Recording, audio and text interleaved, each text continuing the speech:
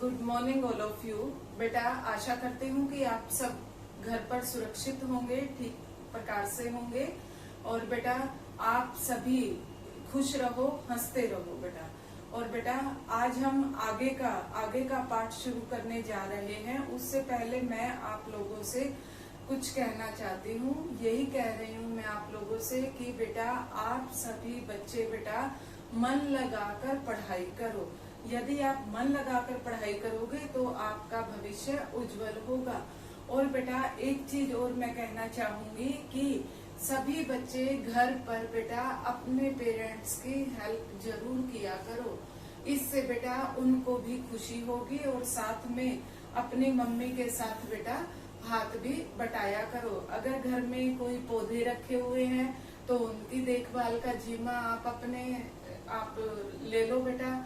और बेटा, कोई बच्चों को कुकिंग का शौक होता है तो बेटा कुकिंग के लिए भी जैसे छोटी छोटी चीजें, आप लोगों ने समर कैंप देखा तो उसके तहत आपने बहुत अच्छी चीजें बनाए। और बेटा उसकी तरह से बेटा आप भी बेटा अपनी रसोई को संभाल सकते हो। थोड़ा थोड़ा, मैं ये नहीं कहती कि ज्यादा काम करो, लेकिन थोड़ा थोड़ा बेटा 5-7 मिनट अपनी मम्मी के काम में जरूर हाथ बटाया करो, उन्हें भी अच्छा लगेगा। पढ़ाई तो करते हो ही आप लोग, लेकिन साथ में अदर एक्टिविटी भी हो जाती है जिससे आपका मन भी लगा रहेगा।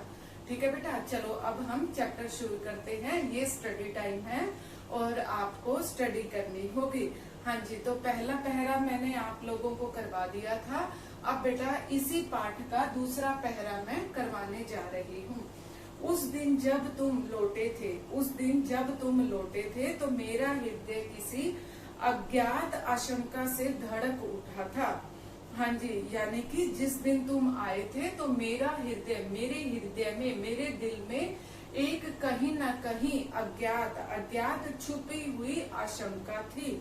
अंदर ही अंदर कहीं मेरा बटुआ कांप गया था। जैसे ही अतिथि द्वार पर आया तो लेखक क्या कहता है कि मेरे मन में एक आशंका छुपी हुई थी, एक भावना ऐसे भी आई। और उस भावना में क्या था, लेखक व्यंग के तौर पर यहाँ पर कहना चाह रहा है कि उनका बटुआ कांप उठा, यानी कि उनकी जो आर्थिक स्थिति थी उसके बारे में वो सोचने लग गए। और वो बटुए के ऊपर हाथ लगाकर सोचने लग गए कि अतिथि आए हैं और अब तो खर्चा पानी करना पड़ेगा। और जब हम कोई आता है, खर्चा पानी करते हैं तो उसके लिए पैसे भी लगते हैं।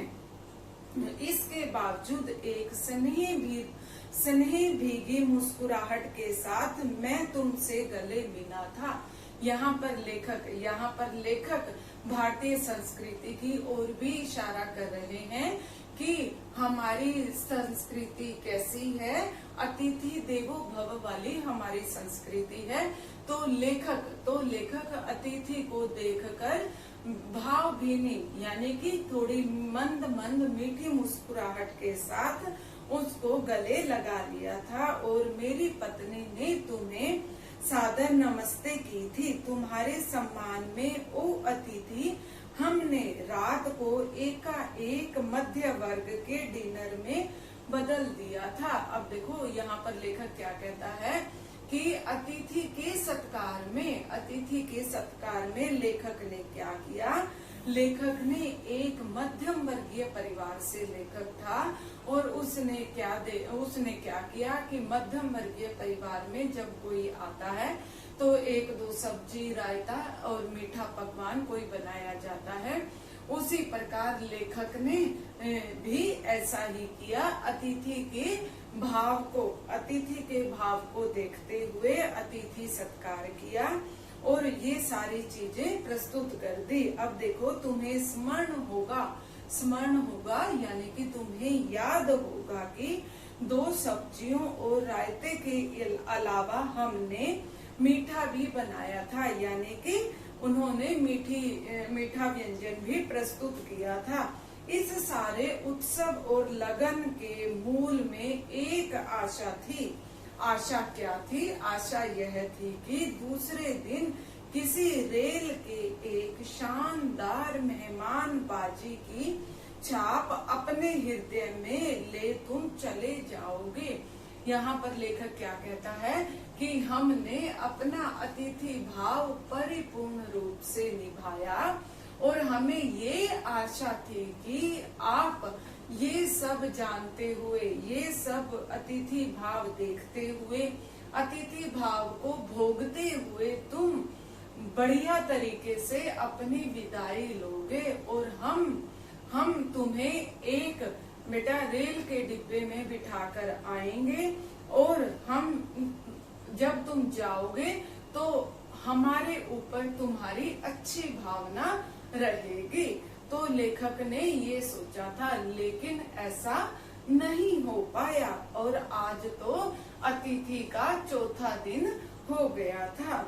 हम तुमसे रुकने के लिए आग्रह करेंगे। यहाँ पर लेखक क्या कहता है कि हम तुम्हें रोकने का यहाँ पर प्रयास करेंगे, मगर तुम नहीं मानोगे और एक अच्छे अतिथि की तरह चले जाओगे। तो लेखक यही मन में सोच रहा है कि लेखक अतिथि किसी प्रकार अपने घर चला जाता तो वो अच्छी भावना हमारे मन में अच्छी छाप रहती, लेकिन अब तो लेखक के मन में वो भावना भी खत्म हो गई है। पर ऐसा नहीं हुआ। दूसरे दिन भी तुम अतिथि सुलभ मुस्कान लिए घर में ही बने रहे और तुम कैसे रहे, तुम यहीं पर ही रह गए। हमने अपनी पीड़ा पी ली, यानी कि किसी के आने पर जब मेजबान को कष्ट होता है वो 1-2 दिन का तो इंतजार करते हैं और भगवान की तरह उनको पूजते हैं, लेकिन जब अतिथि जाने का नाम नहीं लेता तो मेजबान को पीड़ा होने लग जाती है। पीड़ा किस प्रकार की पीड़ा यहाँ पर बताई गई है कि उसका लेखक का बटुआ कांप गया था, यानी कि अतिथि नहीं जा रहा था और घर की आर्थिक स्थिति क्षीण होती जा रही थी। देखो बेटा, बड़े शहरों की बात की गई है और बेटा बड़े शहरों में क्या बताया गया है या कहीं की भी बात की जाए तो बेटा यही बताया गया है, अतिथि का सत्कार करना चाहिए। जब अतिथि का सत्कार करते हैं और उसको अधिक दिन हो जाते हैं तो पहले वाले दिन की तरह उसका अंतिम दिन नहीं रहता। हाँ जी, दूसरे दिन भी तुम यहीं पर ही बने रहे और हमने यह पीड़ा पी ली और प्रसन्न बने रहे और हम बनावटी तौर पर खुश बने रहे। सत्कार, आदर सत्कार, स्वागत सत्कार के जिस उच्च बिंदु पर हम तुम्हें ले जा चुके थे वहां से नीचे उतर हमने फिर दोपहर को लंच की गरिमा प्रदान की। यानी कि जब वो आए थे तो उनको आदर सत्कार से बिल्कुल उच्च श्रेणी पर रखा गया, यानी कि जितना उनका सामर्थ्य था उस हिसाब से उन्होंने उनको खिलाया पिलाया, लेकिन 2 दिन के बाद वो सीमा नीचे आती गई, यानी कि 2 दिन बाद उनको ये लगने लगा कि अब ये जाने का नाम नहीं ले रहे हैं। तो वहाँ अब देखो बेटा, दोपहर के भोजन को लंच की गरिमा प्रदान की गई, यानी कि 2 दिन बाद भी उन्होंने अच्छा लंच करवाया, यानी कि दोपहर का जो भोजन था वो अच्छा दिया। रात्रि को तुम्हें सिनेमा दिखाया और रात को तुम्हें सिनेमा भी लेकर चले। तुम्हारे सत्कार का यह आखिरी छोर है। छोर का मतलब किनारा, यानी कि हमने सिरे से लेकर मध्यम तक तुम्हें बहुत अधिक आदर भाव दिया, लेकिन तुम जाने का नाम नहीं ले रहे हो, तो अब तुम्हारा अंतिम छोर आ गया है, यानी कि अब तुम्हारा अंतिम किनारा आ गया है। अब तुमसे किनारा करना ही पड़ेगा, जिससे आगे हम किसी के लिए न बढ़े। और लेखक यहाँ पर यही कहता है कि इतना आदर भाव हमने किसी और के प्रति नहीं दिखाया जितना आपके लिए दिखाया है, इसके तुरंत बाद भावभीनी विदाई का वह भीगा हुआ क्षण भी आ जाना चाहिए। यहाँ पर लेखक फिर व्यंग कर रहा है और कहता है भावभीनी विदाई का वह भीगा क्षण आ जाना चाहिए। भीगा क्षण का मतलब क्या है? जब हम अतिथि को विदा करते हैं तो हमारी आंखें नम होती हैं, लेकिन यहाँ पर अतिथि जाने का नाम नहीं ले रहा था, तो इसलिए वो कहते हैं कि भावभीनी विदाई देने का मन नहीं कर रहा है। वह भीगा हुआ क्षण आ जाना चाहिए। जब तुम विदा होते और तुम्हें स्टेशन तक छोड़ने जाते, पर ऐसा नहीं हो पा रहा है। और वो लेखक क्या कहते हैं कि अगर हम तुम्हें रेलवे स्टेशन तक छोड़ने जाते, तुम्हें डिब्बे में बिठाते, तब हमारी आंखें नम हो जाती, लेकिन अब ऐसा नहीं हो पा रहा है। अब देखिए बेटा, तीसरा दिन आता है लेखक का, तीसरा दिन आता है अतिथि का लेखक के घर में। तीसरे दिन की सुबह तुमने मुझसे कहा मैं धोबी को कपड़े देना चाहता हूँ। यहाँ पर अतिथि कहता है कि मुझे अपने कपड़े धुलवाने हैं। यह आघात अप्रत्याशित था और इसकी चोट मार्मिक थी। अब फिर लेखक का बटुआ कांप गया और वो कहता है कि अब इसके कपड़े धुलवाने पड़ेंगे। तुम्हारे सामीप्य की बेला एक एक करके रबड़ की तरह खिंच जाएगी, इसका मुझे अनुमान न था। हाँ जी, तो बेटा यहाँ पर लेखक फिर व्यंग कर रहा है कि अगर हम रबड़ को ऐसे खींचते हैं और फिर छोड़ते हैं तो हमारे हाथ पर चोट लगती है। उसी प्रकार जो लेखक यहाँ पर यही कहना चाह रहा है कि जो अतिथि है वो रह कर उनका खर्चा करवा रहा है। पहली बार मुझे लगा कि अतिथि सदैव देवता नहीं होता। और यहाँ पर लेखक फिर व्यंग कर रहा है और कहता है कि अब तो मुझे पक्का हो गया कि अतिथि देवता नहीं होता, वह मानव और थोड़े अंशों में राक्षस भी हो सकता है। यहाँ पर शरद जोशी जी ने फिर व्यंग किया है और कहा है कि जो अतिथि अगर ज्यादा दिन तक रुक जाता है तो वो हमें राक्षस की जैसा लगने लगता है। क्यों? क्योंकि थोड़े अंशों में हमें ऐसा प्रतीत होता है कि वो तो देवता है ही नहीं। अब देखिए आगे, किसी लॉन्ड्री पर दे देते हैं, जल्दी धुल जाएंगे। लेखक अपनी पत्नी को कहता है कि घर में धोएंगे कपड़े तो देर तक आएंगे, सूखेंगे, प्रेस देने होंगे फिर, इस प्रकार। तो वो कहता है कि किसी लॉन्ड्री में दे देते हैं, जल्दी धुल जाएंगे। मैंने कहा, मन ही मन एक विश्वास पल रहा था कि तुम्हें जल्दी जाना है।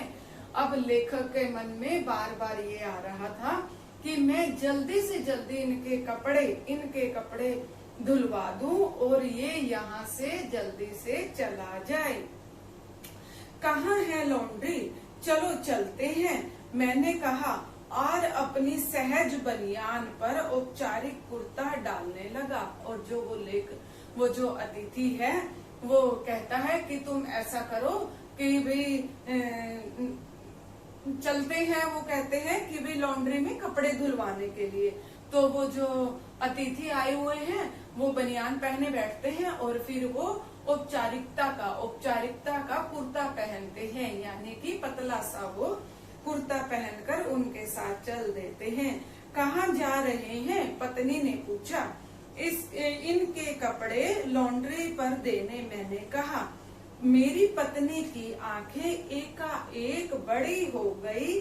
आज से कुछ वर्ष पूर्व उनकी ऐसी आंखें देख मैंने अपने अकेलेपन की यात्रा समाप्त कर बिस्तर खोल दिया था।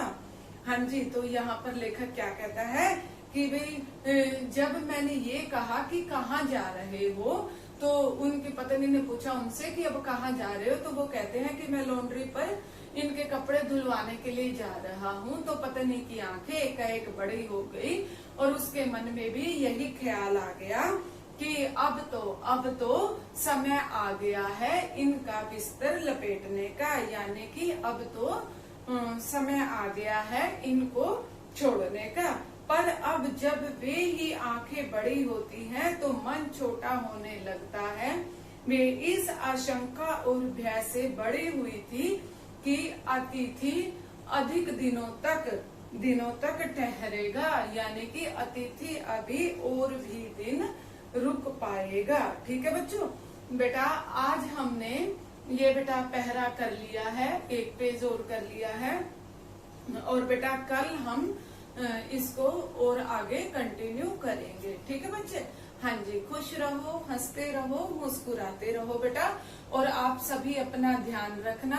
और बेटा जैसे मैंने कहा बेटा कोशिश करना कि अगर आपको बेटा ये अतिथि वाली मूवी मिल जाती है तो एक बार देख लेना, इससे आपका चैप्टर पूरा का पूरा क्लियर हो जाएगा। ठीक है बेटा, हाँ जी, गॉड ब्लेस यू बेटा।